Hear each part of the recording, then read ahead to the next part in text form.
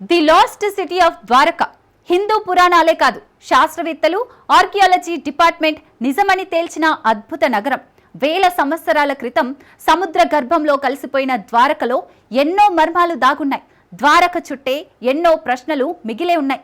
వాటికి సమాధానాలు వెతికే ప్రయత్నాలు దశాబ్దాలుగా జరుగుతూనే ఉన్నాయి. ఆ ప్రయత్నాల్లో తాజాగా కీలక ముందడుగు పడింది. శ్రీకృష్ణుడి ద్వారకా నగరం సముద్ర గర్భంలోనే ఉందని అండర్ వాటర్ ఆర్కియాలజీ వింగ్ కనిపెట్టింది. దీంతో మరోసారి ద్వారకా నగరం టాక్ ఆఫ్ ది టౌన్ గా మారింది. ఇంతకు ద్వారకా నగరం గురించి అండర్ వాటర్ ఆర్కియాలజీ వింగ్ కనిపెట్టిన ఆధారాలేంటి? కృష్ణుని నగరం మిస్టరీ వీడేలా చేయడంలో ఆ ఆధారాలు ఎలాంటి పాత్ర పోషించబోతున్నాయి?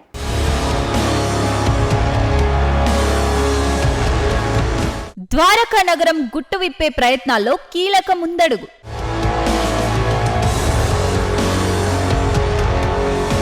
సముద్ర గర్భంలో కీలక ఆధారాలు సేకరించిన శాస్త్రవేత్తలు.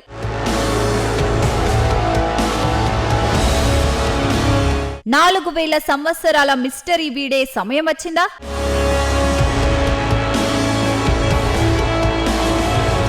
ఆరు విభాగాలు, 9 లక్షల భవనాలు, లక్షలాది మంది ప్రజలు, స్వయంగా భగవంతుడు పాలించిన నగరం.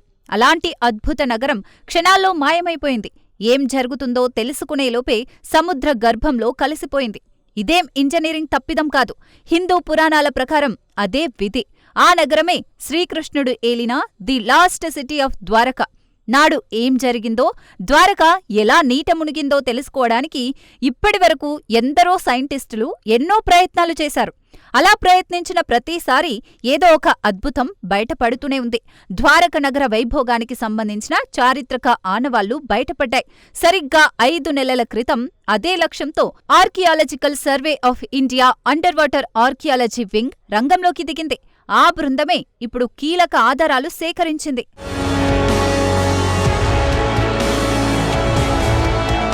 ఈ ఏడాది ఫిబ్రవరిలో అండర్ వాటర్ ఆర్కియాలజీ వింగ్ ద్వారకలో మళ్లీ పరిశోధన ప్రారంభించింది. Additional director general professor Alok Tripathi నేతృత్వంలోని మొత్తం 5 సభ్యుల పురావస్తు శాస్త్రవేత్తల బృందం అన్వేషణ ప్రారంభించింది.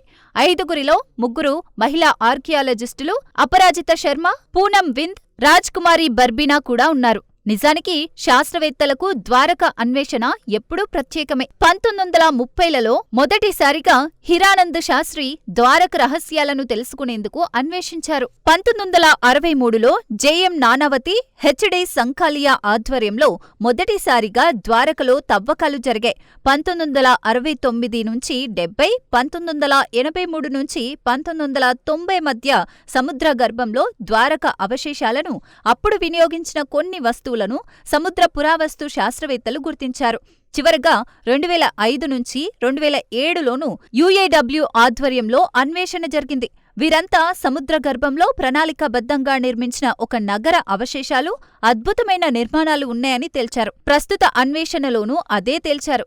ఒకప్పుడు శ్రీకృష్ణుడి రాజ్యంగా ఉన్న ద్వారక ప్రస్తుతం నీటిలో ఉందని సూచించే కొత్త ఆధారాలను archaeological survey of India under water archaeology wing కనుగొంది.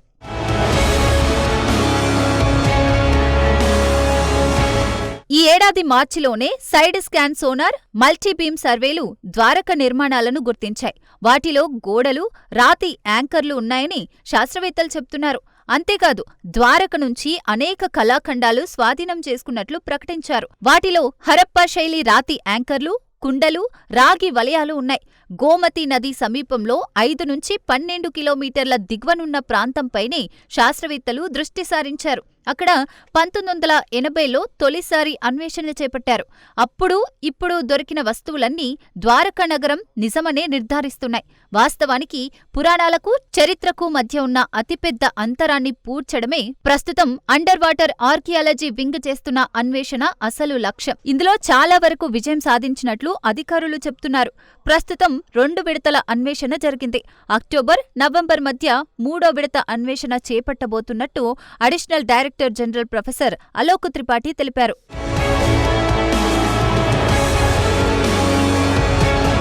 నిజానికి ద్వారకా నగరం గురించి ఎంత తెలుసుకున్నా తెలుసుకోవాల్సింది మిగిలే ఉంటుంది. ద్వారక గురించి మహాభారతం, శ్రీమద్ భగవద్గీతం, హరివంశం, అలాగే స్కందపురాణం, విష్ణుపురాణంతో సహా అనేక గ్రంథాలలో ప్రస్తావన ఉంది. గోమతి నదీ తీరంలో ప్రణాళికాబద్ధంగా ద్వారకని నిర్మించారు. అందమైన కట్టడాలతో, ప్రకృతి సోయగాలతో నగరం స్వర్గాన్ని తలపించేదని చరిత్ర చెబుతోంది. కురుక్షేత్ర యుద్ధం జరిగిన 16 తర్వాత ఈ నగరం సముద్ర గర్భంలో కలిసిపోయింది. ఆ తర్వాత 36 శ్రీకృష్ణుడు ద్వారక నగరంలోనే నివసించాడు. కృష్ణుడి తర్వాత యాదవరాజులు పరస్పరం తమలో తామే కలహించుకోవడం వల్ల సామ్రాజ్యం పతనమైనట్లు చెబుతారు. యాదవ సామ్రాజ్య పతనం తర్వాత కృష్ణుడు అరణ్యాలకు వెళ్లి అక్కడి నుంచి నేరుగా స్వర్గానికి వెళ్లాడని మహాభారతంలో ఉంది. అయితే ఒక బోయవాడి బాణం వల్ల కృష్ణుడు గాయపడి దేహాన్ని త్యజించాడని మరికొన్ని పురాణాల్లో ఉంది.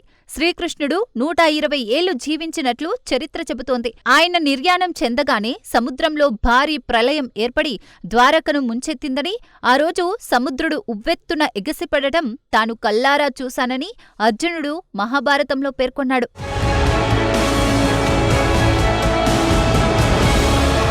ద్వారక సముద్రంలో మునిగిన రోజు గురించి మన పురాణాల్లో చాలా స్పష్టంగా రాసి ఉంటుంది.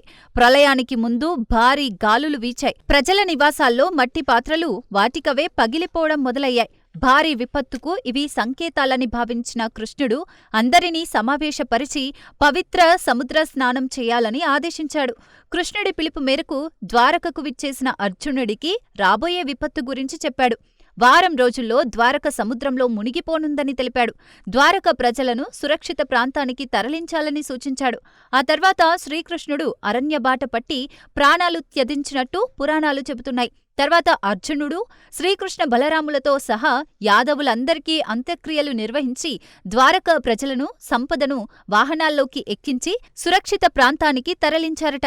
వారంతా అలా నగరాన్ని దాటగాని సముద్రుడు ఉగ్రరూపం దాల్చి ఉవ్వెత్తున ఎగిసిపడుతూ క్షణాల్లో ద్వారక నగరాన్ని ముంచెత్తాడు. ఇదంతా ద్వారక ప్రజలు, అర్జునుడు కళ్ల ముందే జరిగినట్టు పురాణాలు చెబుతున్నాయి.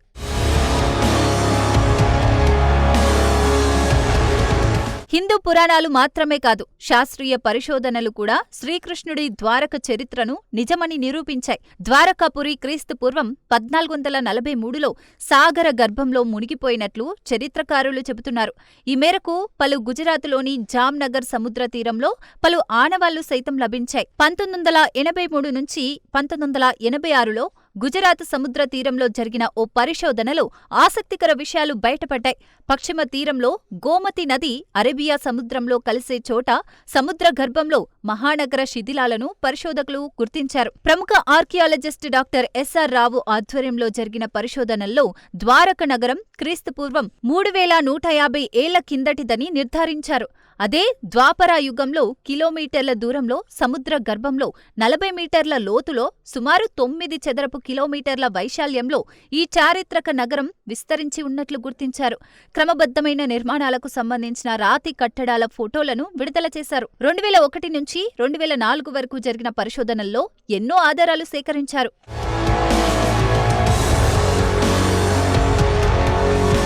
మరోవైపు శాస్త్రవేత్తలు వెలికితీసిన అవశేషాల్లో కూలిన నిర్మాణాల శిథిలాలు, కుండలు, పూసలు, శిల్పాలు, కొన్ని మానవ ఎముకలు ఉన్నాయి. అవి వేల ఏళ్ల క్రితానికి చెందినవని నిర్ధారణ అయింది. వారి నాగరికత కూడా సుమేరియన్ నాగరికత, ఈజిప్షియన్, చైనీస్, హరప్పా నాగరికతల కంటే కూడా అతి ప్రాచీనమైనది, ఆధునికమైనదిగా సైంటిస్టులు తేల్చారు. అప్పట్లో సముద్రాల్లో ఏర్పడిన భారీ సునామీల కారణంగా కొన్ని ప్రాచీన నగరాలు మునిగిపోయినట్లు చరిత్ర చెబుతోంది. ఆ లెక్కల ప్రకారం సుమారు 9.5 వేల ఏళ్ల క్రితం, అంటే ఈ కాలం ద్వారక యుగం నాటిదే అని పురాణాలు చెబుతున్నాయి. కాబట్టి ద్వారక నగరం నిజమేనని సైంటిస్టులు సైతం అంగీకరించే పరిస్థితి.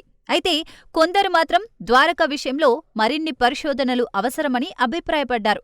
కానీ ప్రభుత్వం నిధులు విడుదల చేయకపోవడంతో ఆ పరిశోధనలు మధ్యలోనే, అంటే 20 ఏళ్ల క్రితమే ఆగిపోయాయి. మళ్లీ ఇన్నేళ్ల తర్వాత ద్వారక అన్వేషణ మొదలుపెట్టడం, ద్వారక నిజమే అనేలా ఆధారాలు సేకరించడం అద్భుతమనే చెప్పాలి.